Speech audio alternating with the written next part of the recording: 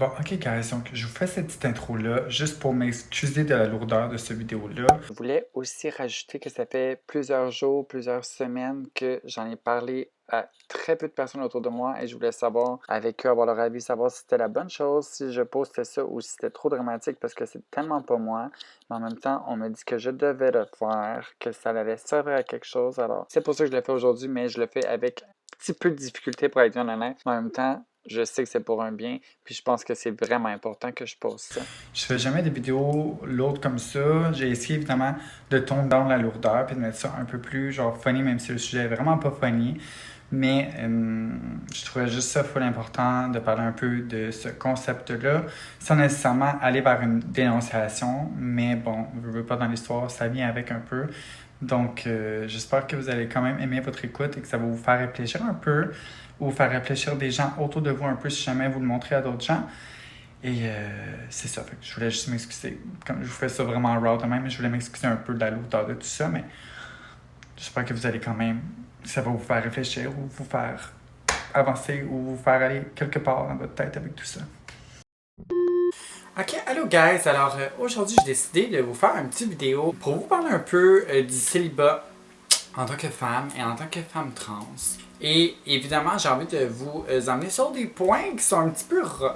J'avais envie d'en parler aujourd'hui puis de faire un petit get ready with me en même temps, de me maquiller puis tout pour une petite soirée. Pendant que je vous parle de ça, alors j'avais envie de vous parler de mes pires dates, mais en fait des pires aspects de ces pires dates-là que j'ai vécu dans la dernière année et demie, parce que c'est comme ma première année où je suis une femme trans, célibataire, vraiment célibataire, mettons, qui a profité du dating game à fond. Et évidemment, là-dedans, j'ai eu de super belles dates, j'ai fréquenté de super bonnes personnes aussi. Pas toujours parfaites, mais évidemment, hein, qui est parfait dans la vie? Personne, même pas moi, comme vous pouvez voir. Présentement, je me mets à nu à vous, mais en ce moment je suis nu là. Je suis pas nu, j'ai un chandail, mais je me mets nu à vous pour vous parler d'aspects. C'est quand même triggering, alors je vous fais un petit avertissement maintenant. Dans cette vidéo, il peut y avoir des petites choses qui peuvent vous ramener dans des petits traumas. Alors le but ici n'est pas de vous ramener dans vos traumas, le but c'est seulement de vous expliquer un petit peu la réalité du dating, d'être une femme trans et d'avoir des expectations des hommes qui sont pas nécessairement des expectations qu'ils devraient avoir, ok, pour être bien honnête. Et c'est assez dommage parce que l'objectification de la femme trans est assez désolante, pour être bien honnête. Et évidemment, je suis une des chanceuses dans toutes ces histoires-là, parce qu'il y a beaucoup de gens qui ont vécu pire que moi. Hein? Donc, je veux quand même le dire, je suis quand même chanceuse d'avoir vécu les expériences que j'ai vécues, puis de les avoir vécues de la façon dont je les ai vécues. Pas tout a été parfait, comme vous allez savoir dans le reste de cette vidéo. Je trouvais ça full important de lancer ce petit message-là. Que c'est pas parce qu'on est des femmes trans et qu'on a des expériences peut-être différentes ou un passé différent qui font en sorte qu'on est une femme différente d'un autre et que le respect n'est pas aussi important qu'avec un autre. Et je voulais vous laisser savoir ça. Donc là-dessus, je vais commencer mon Get Ready With Me, ok? Just to like, you know, get cute pour une petite soirée. You know, chilling avec ma petite couette. I need to put on makeup, you know. Ok, fait que là, je vais commencer avec mettre une petite base sur les yeux et j'utilise un cachet de Dermablend, ok, parce que, you know, on fait cacher les petites rougeurs. It is what it is. Donc évidemment, pour avoir été célibataire depuis au moins un bon 1 an et demi, presque 2, j'ai vécu beaucoup de dates. Je me suis lancé dans beaucoup de dates, un peu les yeux fermés, la tête cachée dans le sable, comme on peut dire. J'ai vécu des foules de belles expériences, ok? Je veux vraiment pas emmener ça full dramatique, mais j'ai vraiment vécu des expériences qui étaient intéressantes, qui ont été des bonnes expériences, jusqu'à mes dernières expériences. J'ai rencontré des gars vraiment nice, je suis une personne extrêmement sélective aussi, qui laisse pas n'importe qui, admettons, se rendre dans ces coins-là, hein, on s'entend.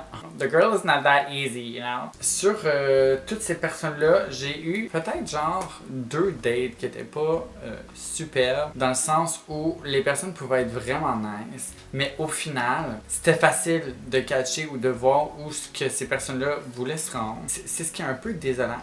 Dans tout ça, évidemment, dans le dating game, il y a tout le temps sais, on sait la phase du talk. La phase du talk est souvent très significative pour moi parce que si le gars commence à me parler de sexualité vraiment rapidement dans notre talk stage, hein, pour moi, ça va vraiment mettre un frein à ma rencontre parce que je vais pas vraiment avoir nécessairement envie de passer une soirée avec parce que je veux savoir c'est quoi ses attentes. Et moi, en même temps, même si peut-être qu'à la fin de la soirée, ça va me tenter de faire tout ça, hein, on se comprend. Peut-être que si ça me tente pas, je veux pas ressentir la pression de devoir me rendre là. Ce qui arrive souvent lorsqu'on a déjà un sextor. Avant même de se rencontrer, on sait déjà que mec, j'arrive chez vous, tout ce que tu vas vouloir c'est me déshabiller. Even though I love that, I love un gars qui le désire en tabarnouche. Mais c'est le fun quand que c'est comme secretive, que c'est comme oh my god, la fille est trop chaude, mais comme je vais être full respectueux, ça va bien se passer. Je vais essayer d'être le plus gentleman possible pour qu'elle veuille se rendre jusqu'à là, ok? Avec moi, des fois ça fonctionne, hein, évidemment. Hein, on a tous nos besoins dans la vie. Et la girl en avait besoin en tabarnouche dans la dernière année et demie, ok? Là-dessus, je vais prendre un petit rose de la Naked Palette Cherry de Urban Decay Bonsoir. Et juste mettre un petit rose, je suis pas très genre ombre à paupières dans ces derniers temps, dans cette dernière année ou je sais pas comment vous voulez dire ça, mais dans ces derniers temps là, comme j'aime ça, rester vraiment ben basic, mais on y va pour la cause, so get ready with me, we have to be pretty, même si je sais que j'ai pas besoin nécessairement d'ombre à paupières pour être pretty, mais you know, it is what it is, ce soir on met le paquet.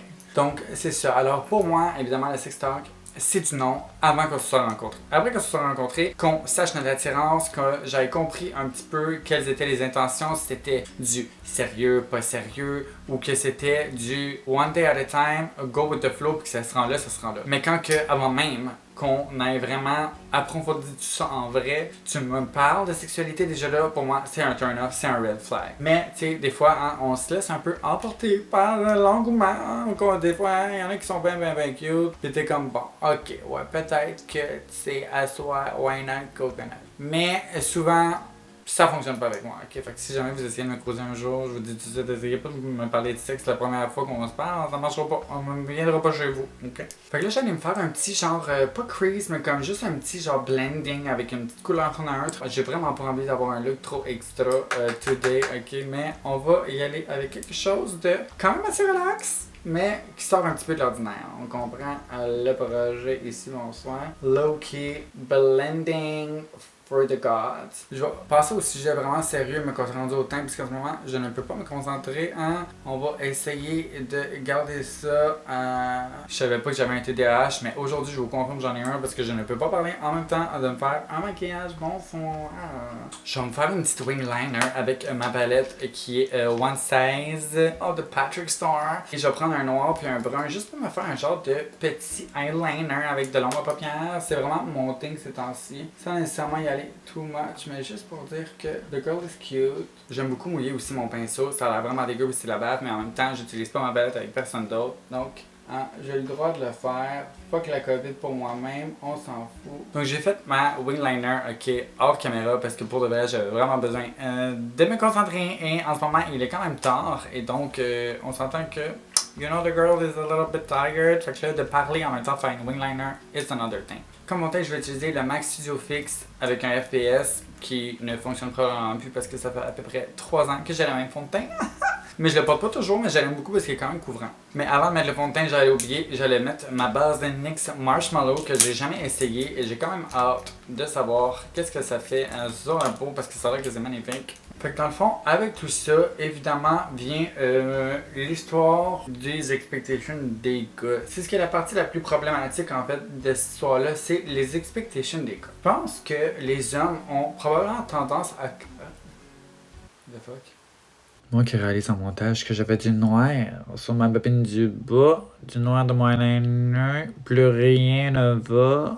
Je pense que les gars souvent ont la tendance, la fâcheuse tendance de mettre toutes les femmes trans un peu dans le même bateau, dans le genre par rapport à notre passé, du fait que bon, on était des hommes physiquement, on a eu des pratiques sexuelles qui sont spécifiques un peu du genre l'anal. Ok, je m'excuse, ça fait graphique comme ça, mais hein, je vous dis ça comme ça, been there done that, you know. Je pense que les hommes cisgenres qui ne connaissent pas trop la transidentité, mais qui nous mettent tous dans le même stéréotype un peu, even though c'est pas un stéréotype, je veux dire, si t'aimes ça, les femmes cisgenres hétérosexuelles aussi aiment l'anal, ça n'a pas rapport, tu sais, mais c'est assez ordinaire de prendre en considération notre identité de genre comme ayant des idées spécifiques sexuelles à notre passé, reliées à notre passé en fait, qui a absolument rien à voir, parce qu'il y a aussi des femmes trans qui auparavant n'ont jamais aimé faire l'anal. Souvent le gars va avoir cette expectation-là de la femme trans et c'est vraiment triste parce que pour de vrai, ça n'a rien à voir, ok? Je suis la dernière personne qui va commencer à faire de l'anal avec n'importe qui, ok? Pour moi c'est quelque chose de très précieux, même si j'ai pratiqué ça énormément dans mon passé évidemment, parce que j'ai quand même vécu un bon 26 ans, 27, non c'est pas vrai, oui, 26 ans avant ma vaginoplastie, alors évidemment hein, mes pratiques sexuelles avaient quand même un lien avec ça, mais c'était pas la chose que je préférais le plus. À ce que je peux voir aujourd'hui, évidemment, ayant un vagin,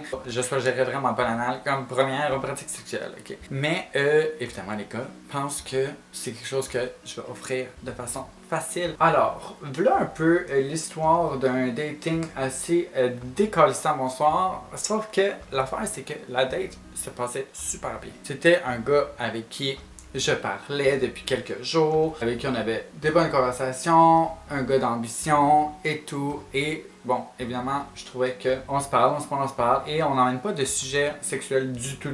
Et j'aime ça parce que moi, évidemment, si t'amènes un sujet sexuel, I'm not gonna go there for sure parce que je voudrais pas te rencontrer. Fait que je vais pas emmener ça trop rapidement parce que je vais savoir que tu vas t'attendre à avoir du sexe avec moi, mais qu'on se voit. Et si je le file pas ce soir-là, then je le ferai pas. Tu comprends? Je veux pas me sentir forcé. On parle. Et évidemment, à un certain point, un moment où, bon, j'étais un peu quand même confortable dans le sens où, bon, je m'en allais chez eux un soir pour une date. Puis bon, je savais que j'allais dormir là parce qu'on allait boire, puis il allait me faire des cocktails, puis tout, puis comme... Évidemment, finalement j'avais une expectation que j'allais coucher avec, probablement, ok? Anyways, I needed a dilation, alors... Non, je m'étais préparé pour ça. Mais au moment où son speech par rapport au sexe, la veille de notre rencontre, est arrivé, c'est là que j'ai commencé à me dire, bon, girl, il est dans le même bateau probablement que les autres. Parce qu'il a commencé à me poser des questions par rapport à ce que j'aimais, ce que je savais faire, ce que genre, whatever. Comme qui pose des questions à savoir qu'est-ce que tu sais faire, qu'est-ce que tu sais pas faire. Et il avait évidemment en thinking que parce que j'étais un homme auparavant, il y avait des choses que je pouvais faire que d'autres filles, peut-être hétérosexuelles cisgenres, ne faisaient peut-être pas de la même façon. Qu'est-ce qu'il y a encore là? Absolument aucun rapport, c'est de nous mettre dans le même bateau. Okay? Il y a des choses que je suis peut-être vraiment pas bonne, que d'autres filles vont être bien meilleures que moi, ok, and that's good for them. C'est vrai que des fois j'ai peut-être des connaissances un peu plus approfondies sur l'homme, ce qu'un homme souvent désire ou ce qu'un homme aime comme sensation, mais il y a des hommes aussi qui ont des choses comme pas, là. Comme c'est bien normal, puis ça fait partie de la game, hein, puis tout le monde est différent, alors faut pas non plus mettre les hommes tous dans le même bateau. Alors c'est bien de ne pas se mettre d'expectation non plus sur ah ouais, c'est sûr qu'il va aimer ça comme ça, ça comme ça. Maybe not. Alors évidemment, là il me disait, ben dis-moi dans quoi tu penses que t'es vraiment bonne ou meilleure que d'autres filles hétérosexuelles cisgenres. Moi, je suis comme... I don't know. Mais je voyais qu'il s'en venait vers un sujet. Alors là, je lui ai emmené le sujet parce que j'ai senti qu'il y avait le genre d'expectation de vouloir parler de ça ou de vouloir m'emmener ça. Et moi, ça me tentait pas vraiment qu'il m'emmène ça ou qu'il y ait ces attentes-là puis que je passe à côté de ces attentes-là dans le sens où comme... I don't want to do that. Et donc évidemment, moi ayant, bon, la fâcheuse impression qui va m'emmener sur le sujet, je lui dis tout de suite, j'ai l'impression que peut-être que tu parles de l'anal. Je voulais juste te dire que c'était pas une genre de pratique que je faisais comme ça avec n'importe qui. C'est quelque chose que je fais avec des personnes que je sélectionne, avec qui je me sens vraiment confortable maintenant. Avant, c'était peut-être une pratique que je faisais vraiment souvent, un peu out of like, you know, like out of control. Mais maintenant, j'ai pas besoin de faire ça. Je le fais vraiment parce que l'autre personne a envie de faire ça et que j'ai une excitation face au plaisir de l'autre, mais je le ferai pas nécessairement parce que c'est genre quelque chose que genre sur lequel je capote. Je veux que ça m'engage parce que sinon je finirai jamais. Bon, là je vais passer tout de suite au cache-charme. Ok, donc je prends le Bright Future de Sephora. Je l'ai redécouvert ces derniers temps et je l'aime quand même beaucoup. Je trouve qu'il fait brightness justement, hein, et il aide beaucoup à mes cernes. Donc wine and coconut, we love that, we freaking love that. Donc évidemment j'ai eu l'impression qu'elle allait m'emmener sur ce sujet-là parce que le gars va commencer à me demander si j'aime sucer, genre what the fuck are you talking about, genre? Il a vraiment comme passé à côté du sujet et il a pas du tout commenté là-dessus, il a pas plus parlé de ça. Il a juste continué la conversation comme si de rien n'était. Fait que j'étais comme, bon, ok, peut-être que c'était pas de ça qu'il parlait. Fait que bon, thank God, j'ai ça de moins ses épaules parce que ça me tentait vraiment pas d'avoir à me préparer à me faire une fucking douche anale au cas où qui décide de peut-être que, clairement, je savais pas ce qui allait m'arriver ce soir-là. Vous allez comprendre après. On change du sujet, on arrête de parler du sexe, je suis comme, bon, parfait, tu sais, parce que je veux pas non plus qu'il y ait trop d'expectations, que je couche avec, même si c'était fucking beau, un beau gars de football, pis tout, je suis comme, oh, you know what, ok, maybe ça peut arriver, mais en même temps, si j'ai trop d'expectations, puis finalement j'arrive là, puis il est fucking weird, je vais pas faire ça, je vais m'en aller. Alors, ça reste comme ça, on se parle, on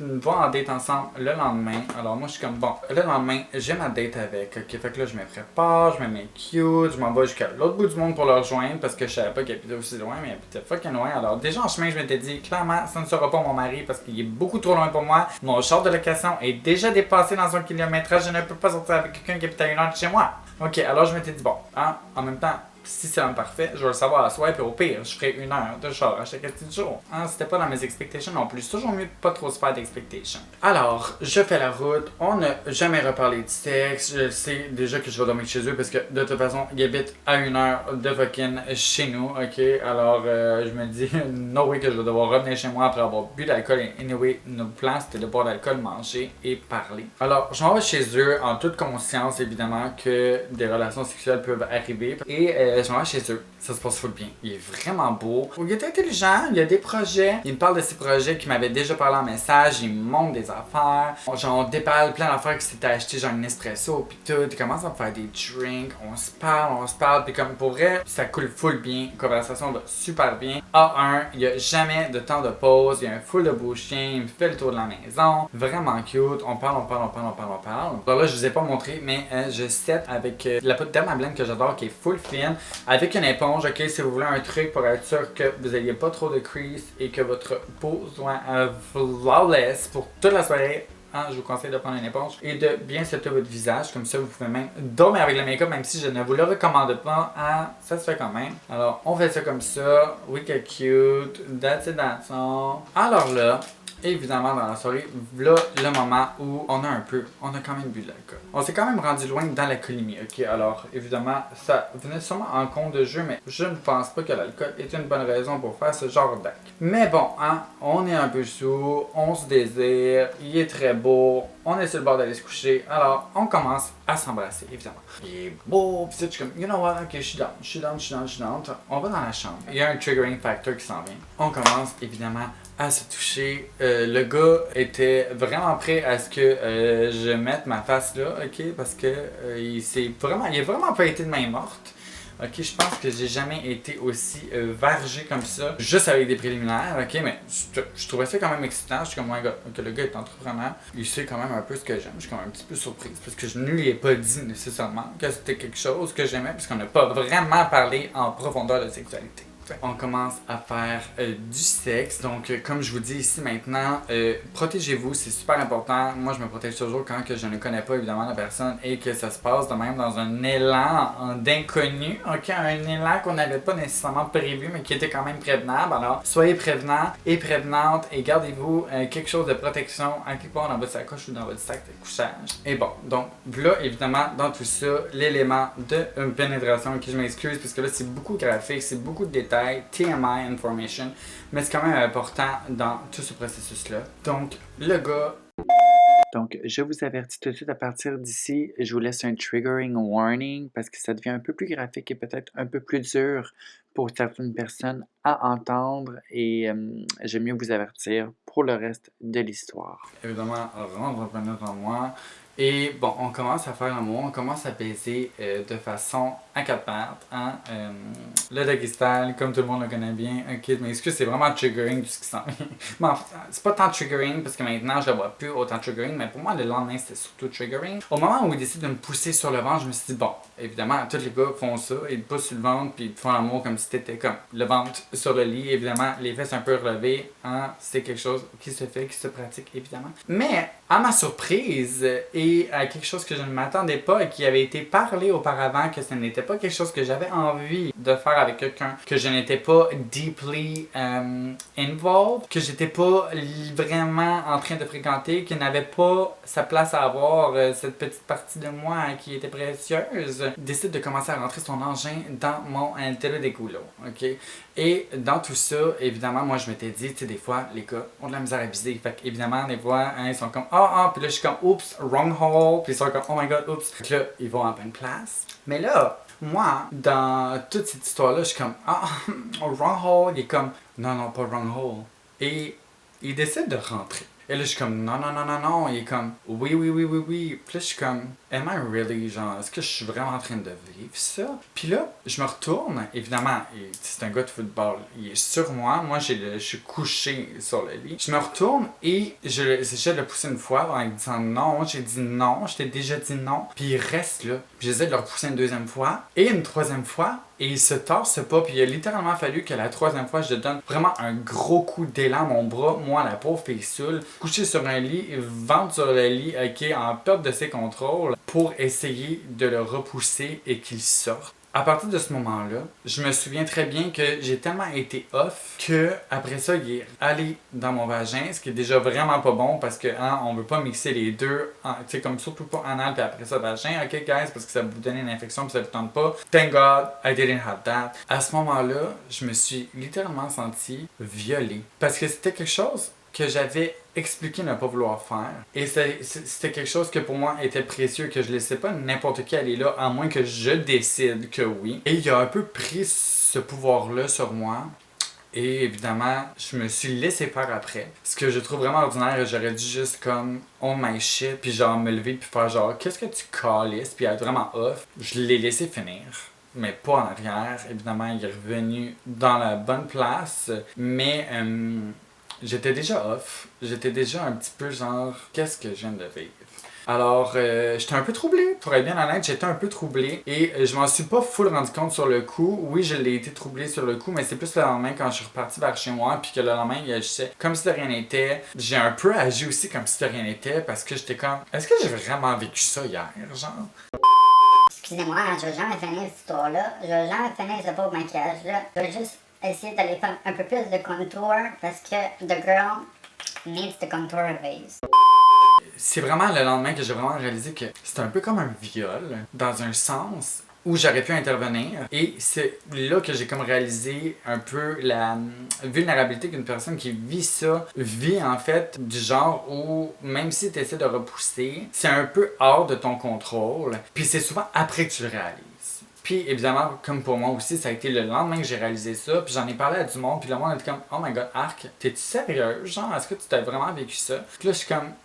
Puis on dirait que ça m'a tellement remis en tête l'idée genre du côté animal, du fait que comme à quel point genre on est, nous les femmes trans, objectifiées au point où tu te permets de faire quelque chose qui a été dit qui n'était pas approprié pour toi, ou en tout cas pas pour la situation dans laquelle on était, et que le manque de respect en vient à ce niveau-là. J'étais un petit peu comme... Pour vrai, j'étais un petit peu troublé, puis aujourd'hui j'en parle présentement, et j'en ai parlé la dernière fois à mes amis, à Casp et à Amy, durant le mukbang que j'ai posté, la dernière vidéo en fait, j'ai pas posté ces bouts-là parce que bon, c'était quand même quelque chose de triggering. Mais là, je me suis dit que j'avais envie d'en parler un peu, juste pour amener un peu l'idée de genre les expectations des hommes auprès de la femme trans. Je me suis rendu compte dans beaucoup de dates dans les derniers temps en fait que les dates qui ont été les pires pour moi, c'était les dates où les hommes rapportaient beaucoup l'idée de l'anal parce qu'ils s'attendaient à ce que ce soit une pratique que je faisais parce que dans mon passé je l'ai fait souvent, mais faut arrêter un peu de mettre un stéréotype en arrière d'une identité de genre, ok? Je pense que c'est dans mon droit et dans mon contrôle à moi de choisir avec qui j'ai envie de pratiquer des choses et avec qui j'ai envie de me laisser aller dans ce genre d'expérience-là qui est, même à ce jour, pour moi, quelque chose qui est vulnérable et que je n'ai pas envie de partager avec tout le monde. Et j'ai l'impression qu'on m'a comme un peu enlevé